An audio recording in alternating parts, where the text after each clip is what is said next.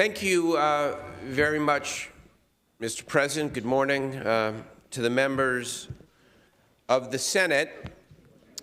We gather here the week before the winter, Christmas, Hanukkah, Kwanzaa holidays because we are living in extraordinary times.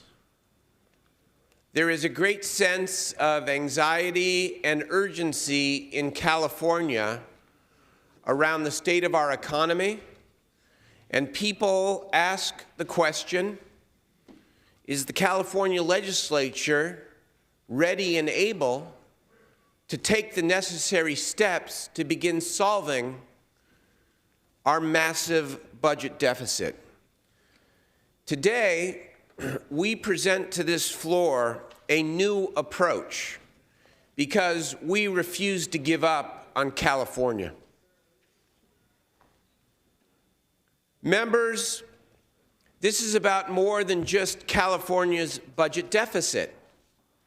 It's about maybe the most important word that I think Democrats and Republicans usually agree on, and that is jobs. That is jobs. The single biggest job killer in this state right now is the state's budget deficit.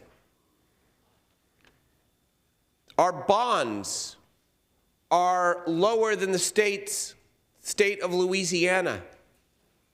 If we do not take action before the first of the year, or if this plan fails and or is not signed by the governor downstairs, there is a significant risk that our bond rating will be downgraded even farther. We know that the state treasurer has told us explicitly over the last 10 days that our failure to at least begin to close this budget deficit prohibits him in his role as state treasurer from issuing infrastructure bonds that equate to about 300,000 high-wage jobs in this state. It's no secret that on this floor and on the floor across the hallway that the solution to this problem has not quite been found, in part because of a philosophical difference, a political stalemate, but the end result is the people's work is not getting done. I believe in bipartisanship. In my heart, it's what I've practiced for 10 years in this legislature. But there's a greater responsibility, and that responsibility is to govern. And that's what we intend to do today, and hopefully with you. I know this is being pegged, as it is, as a majority vote plan. But it is my hope that some or all of our Republican colleagues will join us today for all or some parts of this package. I want to outline exactly what it is we propose here today, and then we will go through the bills in proper order. We will take the requisite votes, and the bills that pass will go to the other house. Logistically, the way we have set this up is half the bills are over in the Assembly, half the bills are here. And so we'll trade the bills that pass and go from there. This is what we propose. We propose an $18 billion deficit reduction package. Now, the deficit is $41 billion, according to the Department of Finance estimates. And some would say, well, why aren't you putting forward a $41 billion plan? My answer is, we have to start somewhere. $18 billion is 44% of the problem. We could do that before the first of the year, send a jolt of confidence into the people of California that we can in fact solve our problem, we can get our fiscal house in order, and we can live to fight another day. We propose $7.3 billion worth of cuts. essentially the same cut package that was on this floor on the 25th of November in the last days of the prior legislative session. And these are cuts that Democrats nor Californians should be very happy about. We cut public education, $3.9 billion over the next 18 months. We cut higher education, $132 million. We cut aid to transit agencies. We cut employee compensation.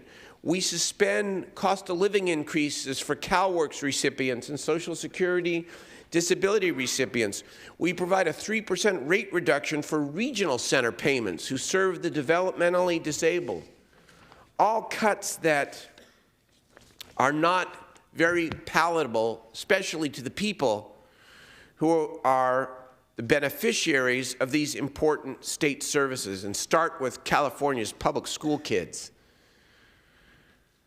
But we also believe, and this is where we differ, that in order to mitigate much more draconian cuts, in order not to cut education $10 billion over 18 months, we in fact need new revenue. And so we propose something that is a little bit different. Smiles all around. We propose something that is innovative. We propose something that has been vetted by the usually conservative Legislative Council, who has in fact put the majority vote stamp on the bill, the first bill, AB 2XX. You know the details, but I want to review them very briefly for a moment. We propose reducing the sales tax and excise tax on gasoline. It's about 26 cents currently when you add the two taxes together. We propose then in that single bill to offset that loss of revenue with an increase in the oil severance tax, a 2.5% surcharge on personal income across the board, which the LAO, by the way, recommends, and a half-cent sales tax. We use that revenue to mitigate, again, more draconian cuts to public education and health and human services. We then say that because transportation funding would go away with the repeal of the sales tax and the excise tax on gasoline, that we will impose a fee on gas at the pump, money to be used for the only purpose it can be used, to improve California's transportation corridors and to reduce congestion for working Californians. We propose a 39-cent per gallon fee, which is 13 cents higher than the current fee. And here's what it'll do. One, we will use part of it to pay down the general fund debt on transportation projects. A smart move, Wall Street would say, to pay down your debt, and we intend to do so. Secondly, we will use an increment of that money to create an additional $2.5 billion a year in state and local government revenue specifically for transportation. So not only do we keep transportation whole, we in fact move California's transportation agenda forward. And we create tens of thousands of high-wage jobs in doing so. You're going to hear the term economic stimulus tossed around a lot today, and we in fact have a whole package here of economic stimulus items that go a long way towards meeting the governor and I think our Republican colleagues' objectives. The very fact that we're creating $2.5 billion a year of additional revenue for transportation is in itself a job creator. We also propose raising additional revenue, and that is to undo the so-called triple flip. Now, I don't think I'm going to go into great detail on this floor on the triple flip because I think you all understand it perfectly. But suffice it to say, when we did the triple flip back in 2005, it was a 2/3 vote, and Republicans voted for it. And now we are modifying the triple flip by raising the local sales tax back to the level it was before 2005. We have some other solutions as well, amounting to about $1.5 billion that were part of the November package.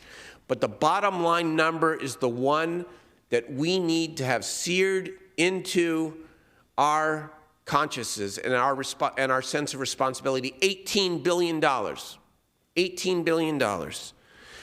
But that's not all. We then propose to put forward a package of economic stimulus items that we hope, as I know the governor hopes and I know our Republican colleagues hope, will further increase jobs beyond the jobs created by the $2.5 billion in new transportation money, plus the jobs that will be created if Treasurer Lockyer can sell bonds because we've made a big dent in the budget deficit. We propose accelerating the existing Prop 1B bonds by $3 billion. How many more jobs? How many more jobs will that acceleration create? We are proposing accelerating hospital construction. We are agreeable to, though we have concerns about, going down the road of this design, build, and public-private partnership, expanding the authority that the governor currently has from 4 projects to 10. And by the way, the 4 that have authorized already, not one has yet come forward, but we're willing to expand to 10. And so it is a comprehensive package that not only makes the significant dent in the deficit that we must, but also stimulates our economy both within the revenue and cut package itself and with the additional economic stimulus matters. Now, you're going to hear a lot of disagreement, I'm sure. I was hoping for unanimity, but you're going to hear a lot of disagreement. But I would pose this challenge to anyone who finds flaws with this plan. Ask yourself this: is there any other credible, politically acceptable plan put forward by anyone to make an $18 billion plus dent in California's budget deficit? I think the answer is no. And we'll debate, as we can debate your plan, as we did in the budget subcommittee, that cuts education, again, $10 billion over the 18 months, and relies on revenue that is already spoken for, would have to go back to the people, and they'd have to approve it, and all of the other gymnastics here. But this has gone on, members, for far too long. I don't know about you, but I am tired of going into my district with people asking, when are you going to begin to solve this problem? Tired of it. I want this place, as I said 2.5 weeks ago, to be a place that people look to with great pride. That we're not perfect. This is democracy. We have disagreements, but we actually know how to move the ball forward and get something done. And that's what we intend to do today. Let's begin hearing the bills. Thank you very much, Mr. President.